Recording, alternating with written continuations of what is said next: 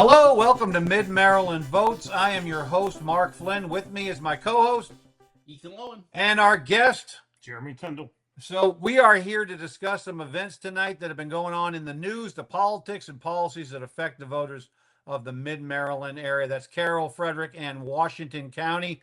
Lots of fireworks at some of our public meetings being school board meetings, town council meetings, city council meetings, and county council meetings. I know both you gentlemen have attended many of these events. What have you seen in the way of disruptions that have been going on and have made the news? Well, in the last year and a half in particular, starting with the last election, there was one particular individual. His name is Sean Porter, and he has actually been an online social media presence, so to speak. Perhaps he can be considered a First Amendment auditor, I believe is one of the terms that is used. And he has actually been going to meetings. He has been creating, let's call it a ruckus. And he has been getting quite a few views as a result, and quite a bit of attention to some of the issues. Okay. And Jeremy, do you know what meetings he's been disrupting the most, or are you aware of any of these? Have you been in attendance for any of these meetings?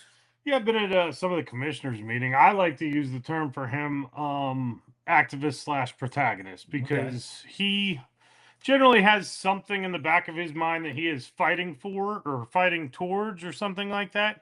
But he usually kind of does it in the most vile and disgusting way he can imagine.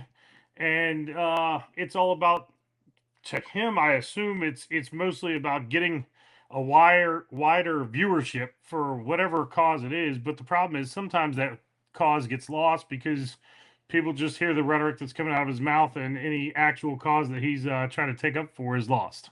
Yeah, I mean, I think we all could agree, especially that all three of us are military, that we fought for the rights of people to have their First Amendment rights never encroached upon, right? But there is some understanding that those rights come with responsibilities, right? I mean, profanity, nudity, things like this, especially in a public venue, decorum of a public, institution. Those all need to be encapsulated and, considered as well, right? Yes, and Considered for sure. absolutely. And the it does appear, kind of having seen him in action, so to speak, for a while, that he does have issues. There are specific issues that he's concerned about, that he's trying to bring. When you say he has issues, not personal issues, I think what you're trying to say is that there are legitimate concerns that this Mr. Porter has. Yes, and of course, some people would. We all have issues, by the way, Mr. Porter. We're not saying you have any more than we do or any less.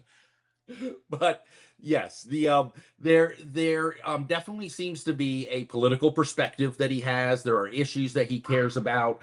However, to your point, is that some of the things that he does are so dramatic that many people would say, even people that support his perspective, would say that he goes over the top, and the message is lost in the production. So what is his political persuasion? I mean, is he a conservative? Is he I'm not aware of the guy. I'm here in Frederick County. I know he has been at one of the Frederick County school boards, I believe, recently, where he made a bunch of news with some actions we'll talk about in a few minutes.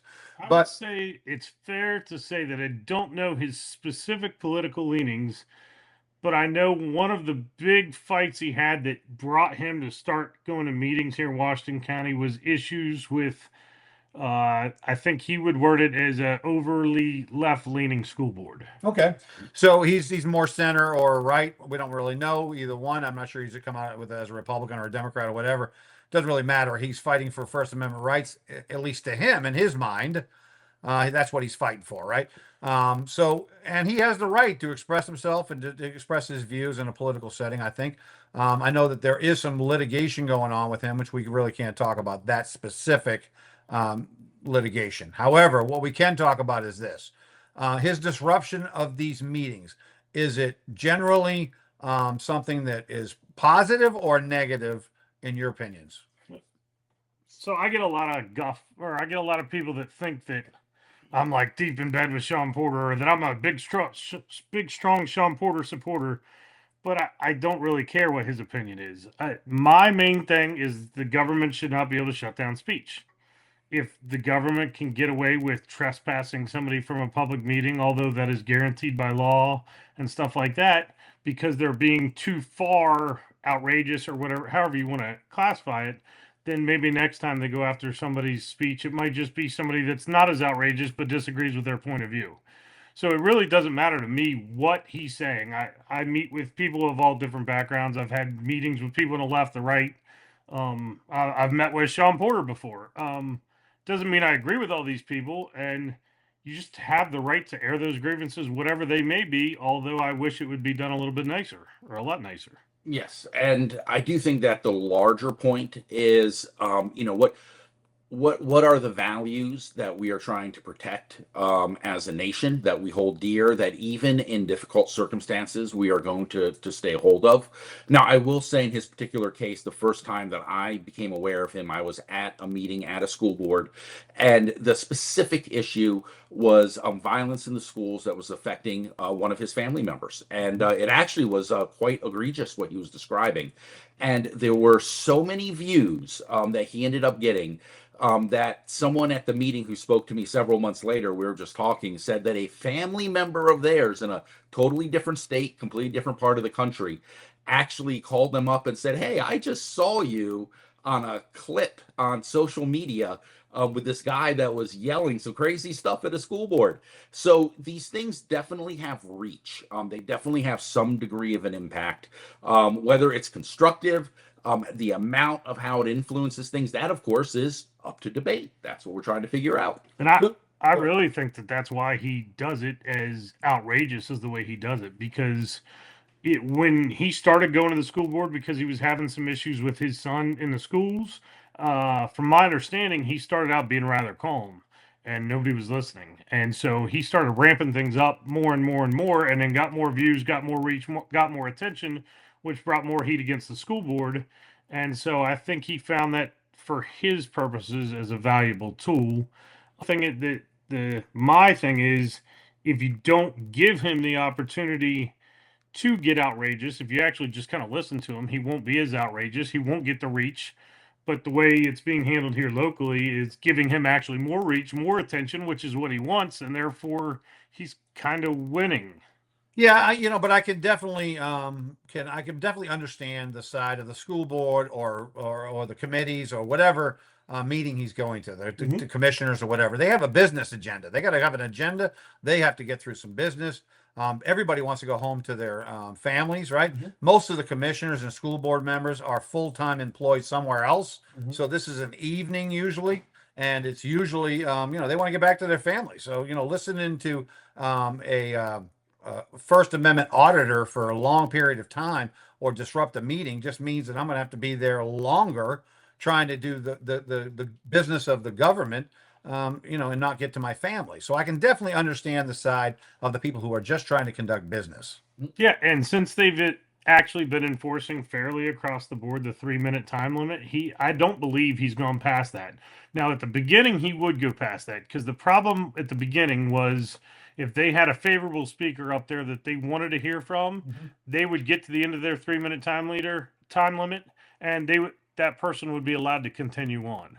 So therefore, Porter took it and started going past it too. Said, no, if you allow them to do it, I'm going to do it. But once they started implementing that fairly, I think he stuck to that, but I might be wrong on that one. Well, and that does bring up an issue, which is there a role, like an actual purpose, that these individuals, whether it be Sean Porter, there's another person in our community that kind of has also kind of. When you say our community, you're talking about the Hagerstown community or Washington person, County? This person in particular is in Frederick County that I referred to for the moment. But I guess the thing is those sorts of things like what you just described, Jeremy, which is where they're clearly, and I agree with that that observation of yours, is that when there are individuals that are saying things that some of the people on the board agree with, they let them go longer, and if they disagree, they let them go shorter. Is there a purpose to someone coming along and actually taking it quote unquote taking advantage of it, but actually pointing it out and actually having it forced to be dealt with. Is there actually a legitimate purpose to all this? Because one thing that I think we just need to make sure everyone realizes, so to speak, is that there is quite a bit. The actions that we're talking about are extreme. There's vulgarity. There are pictures. There are things on T-shirts, etc., that a lot of people find legitimately disturbing. And with that being the case, is there also a legitimate purpose that is being expressed and taken advantage of by these individuals being in our community? I will say this: I did not know that until you guys just discussed it, that the whatever board he was first protesting was not giving fair and equal time to everybody. That's a game changer for me. If you're not giving fair and equal time to every viewpoint coming up, then you're not fair at all. Yeah. And as a result, I can absolutely understand why the man would, be doing some of the things that he's doing and saying some of the things he's saying. Free speech. If you're not for all types of free speech, you're not for free speech. That's the bottom line, right? I mean, he's got a right to say what he wants to, when he wants to, but he has to be given fairly. I mean, if anybody is allowing people with a acceptable view to the particular board or committee to talk longer, that's just patently unfair. Right. And here's kind of another example is that he just recently, within the last week, a picture of him appeared in the newspaper, in the Frederick County newspaper. You say you're talking about Sean Porter. Sean Porter. Yeah. Yep. And it was a picture of him mooning the Frederick County School Board. Now, hopefully that was a picture from his face side. I'm hoping that that's the picture, because I wouldn't want to see anything else other than his face mooning the committee behind him. You are correct. The newspaper made sure that it was an appropriate angle that the picture was. And we are sure there was no underwear involved, but this was the full moon Monte. I don't know all the specifics, haven't inquired that closely about that portion of it, but it's something that he's done before as well. So how does he get around the nudity laws and obscenity laws? How does he get around those? Because I think he's on a string of moonings at this point. And I think one of his early ones, he claimed he was wearing a pink thong underneath. That way he didn't have to worry about the nudity part of it. So he's wearing a thong. All right, well, supposedly, I haven't checked. Well, I've never worn a thong personally, and I don't think I'd look as good as Mr. Porter probably looks in a thong. But either way, that's not something I'm going to. But there are certain, decorums in public setting that we need to talk about, right? Like, for instance, obscenity. There are sometimes children present. Whenever we have children present, we don't want obscenity around our kids. The truth is that, free speech doesn't say that you can't use obscenity around children or older people or what have you, or, Christians or what have you. So, that is kind of the hook for free speech, right? Sometimes you're going to hear things and see things that are going to completely offend you. Well, and that's one of my frustrations, because my kid asks about, how the government works all the time, and I'd love to take him to a meeting, but I'm not going to, as long as I know Porter's going to be there. But at the same time, I am a defender of the First Amendment, and I think that this could be dealt with a lot easier. Like, I have given in the commissioners meeting the example of when I was a police officer.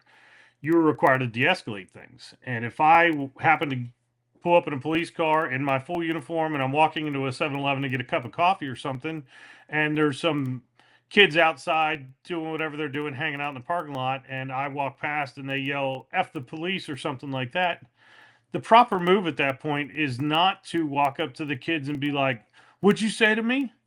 Which is the way I feel like they're handling it right now.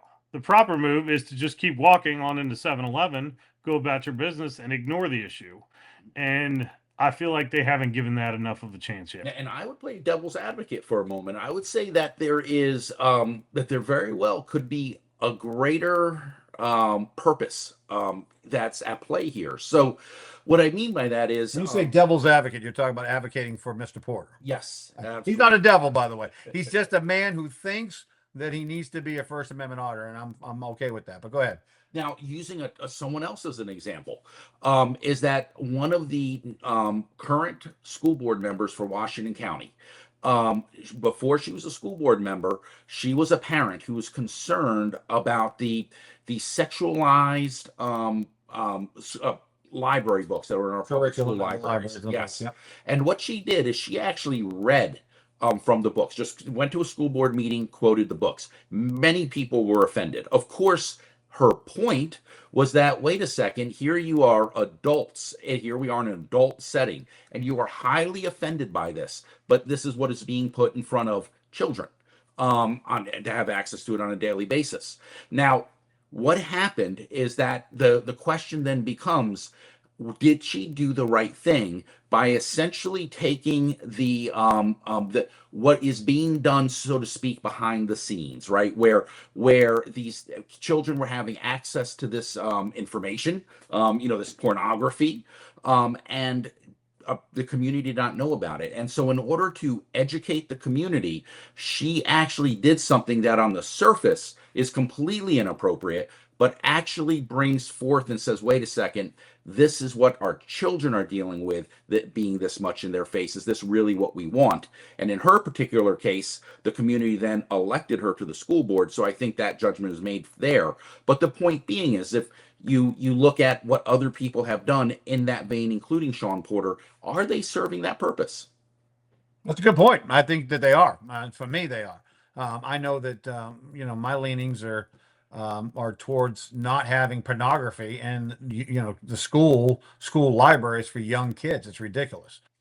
And the thing is that, again, I think the issue is larger than Sean Porter, but obviously because he's the one that's as a vacuum has sucked up most of the attention, we're talking about it specifically. But the larger point here is when he mooned the Frederick County School Board. I mean, it's everything from funny to vulgar. I think that reasonable people can be anywhere on that spectrum.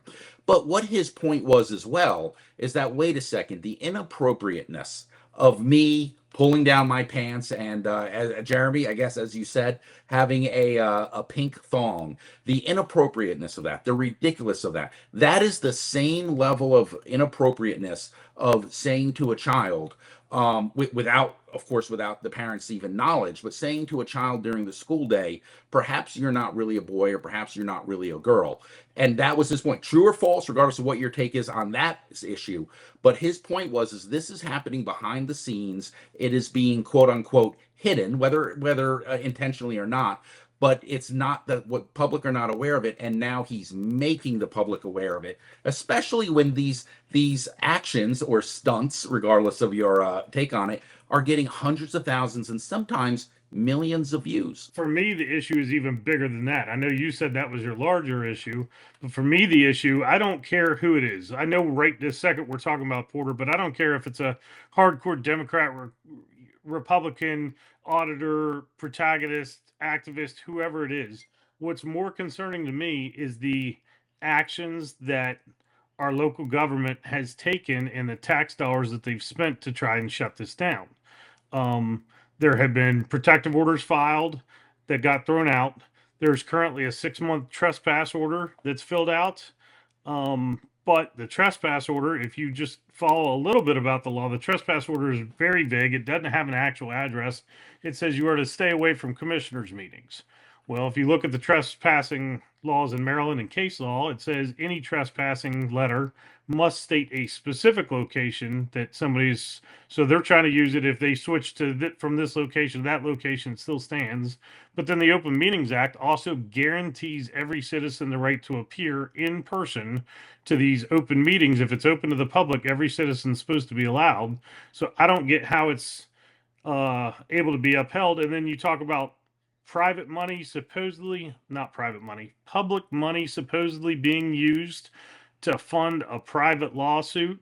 Like the government tax dollars being spent to fight this is the part that I have the biggest problem with. And I don't care whose speech it is.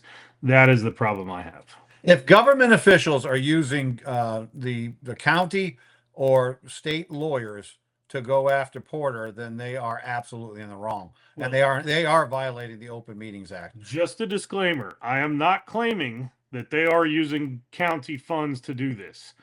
There have been allegations made, and supposedly there is a documentation trail to show that taxpayer dollars have been used to fund lawyers for certain individuals suing in a private capacity. I do agree 100%, though, that these auditors, and if I don't know if he's an auditor or a paparazzi or a patriot, I don't know what he is, but if Mr. Porter is serving a function in exposing tyranny, then that's a good thing. And tyranny is any time the government tries to usurp the rights, especially the First Amendment rights of its citizenry. And I mean, telling Porter he can't talk at a meeting, telling him that he can't be at a meeting with some vague trespass order, that is clearly a violation of the Open Meetings Act. And it's also clearly a violation of the SLAPP Act, which prohibits public officials from using litigation to silence their critics. Again, guaranteeing people's First Amendment rights. The question then becomes, what is the what should the appropriate response be? You know, when there are many community members that are saying this is inappropriate, I can't have my children be part of the democratic process anymore. When there are these other statements that are also legitimate, what is the appropriate response? So to me, like I said before, I think the best response is ignore him. And, you know, as long as he's getting that reaction, he's going to keep going. And if you keep upping the reaction, he's going to keep upping the reaction and making it worse. And it's going to keep escalating back and forth. Now, I've also talked to a lot of commissioners that feel like, oh, well, we did ignore him and we let it go for a certain amount of time and then we had to get tired of it. But my only disagreement with them on that is you kind of did and you tried to do that, but you also ignored.